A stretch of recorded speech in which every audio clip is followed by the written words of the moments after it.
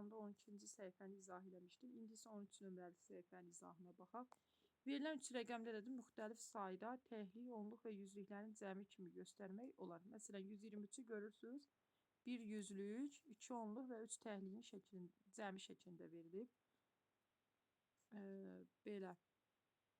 Belə şəkildə salıb 1 yüzlük, 1 onluq, 1 onluğu götürüb təhliyin üzərində gəliblər 13 təhlik kimi və ya 1 yüzlük və bütöv 23 təhlik kimi. İndi burada nə deyir işte? Boş xanalara uyğun ədədləri yazın. 120-də neçə onluq var uşaqlar? 12 onluq. 120-də 1 yüzlük, 1 yüzlük, 20 təhlik var. Çünki onluğu göstərməyibsə təhliyə gətirməliyik 20. 1 yüzlük, 1 onluq, 0 təhlik var. 428-də 4 yüzlük, 2 onluq, 8 təhlik var. 4 yüzlük, 1 onluq, 18 təhlik var və ya 4 yüzlük üstə gəl 28 təhlik var. Və burada 329-da 3 yüzlük, 2 onluq, 9 təhlik var. 32 onluq, 9 təhlik var. 20 onluq, 213-də 20 onluq, 13 təhlik var. 213-də 2 yüzlük, 1 onluq, 3 təhlik var. 213-də 2 yüzlük, 13 təhlik var. 213-də 1 yüzlük, 1 yüzlük, yəni 100-dür. 100-ün üstünə 11 onluq gəlsək, yəni 110 gəlsək 210 edir. Onun da üzərinə 3. Yəni burada olacaq 11 onluq. Bunu səliqəli yazmağa çalışıram. Yəqin ki, oxundu.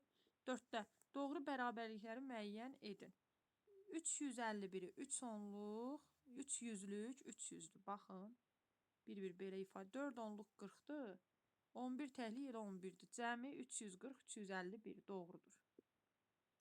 Sonra 135-də 1 yüzlük 100-dür. 10 onluq 100-dür.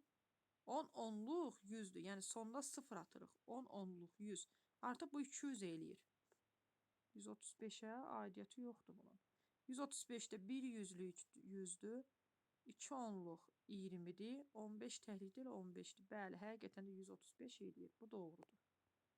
Sonra davam edək. 225-də 2 yüzlük 200-dür. 25 təhlik. Doğrudur. Sonra 2 yüzlükdə 200 üstə gəl. 20 onluqda elə 200 deməkdir. 20 onluğun yanına 0 atırıq da.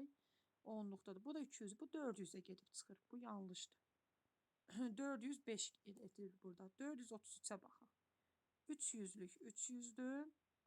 Üzərinə 23 onluq gəl deyəndə 230 gəl deməkdir. Üstünə də bu eləyir əslində 530, 533. Bu da yanlışdır. 23 onluq 230 gəlməkdir üzərinə. İndi görək məsələdə nə deyir? Elxan və 5 nömrəli məsələmizdə. Elxan və Aynur fikirlərində hərəsi bir 3 rəqəmli ədəd tutdu. Elxan fikrində tutduğu ədədi şəkildəki kimi kublarla təsvir edib. Aynur isə fikrində tutduğu ədədi təsvir etmək üçün bu kublara 2 yüzlük və 1 onluq kub da əlavə edib. Aynur fikrində hansı ədəd tutub? Gəlin birinci Elxanın fikrində tutanı baxaq.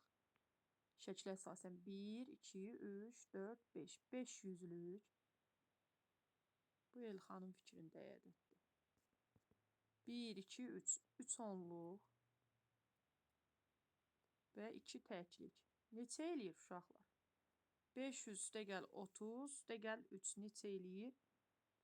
Bunun həllini buradan yazaq. 500 üstə gəl 30, üstə gəl 3. Bizə verir 533. Bu Elxanın fikrində tutduğu ədəd. Elxanın fikrində tutduğu ədədin üzərinə neçə gələk ki? Digəri kim idi? Aynur idi. Aynurun fikrində tutduğu ədədi. Aynur isə fikrində tutduğu ədədi təsvir etmək üçün kublara 2 yüzlük, 1 onluq. Yəni 210. 210. Bu da eləyir.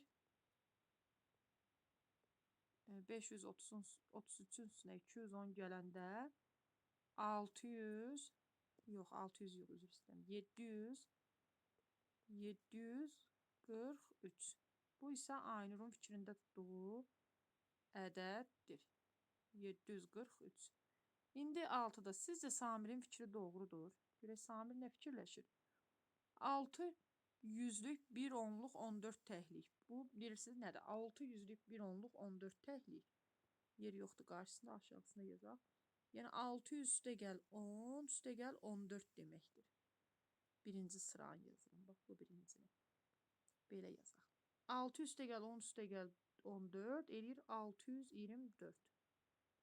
Bu 624'dür.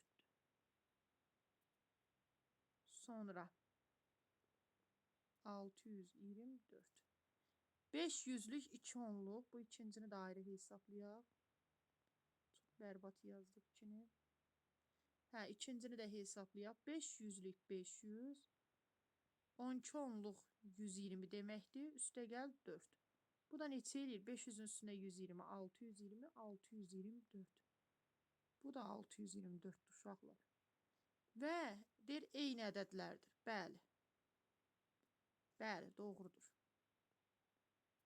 Bəli, doğrudur. Yəni bunu istəyirsiniz tapşırığı bu cür həll edib sonda yazın. Bu şəkildə yazın. Bəzən məsələni necə bitirməyi bilmirsiniz. Cavab bəli, doğrudur. Bu da oldu. Neçə nömrəli? 5 nömrəli tapşırığın izahı.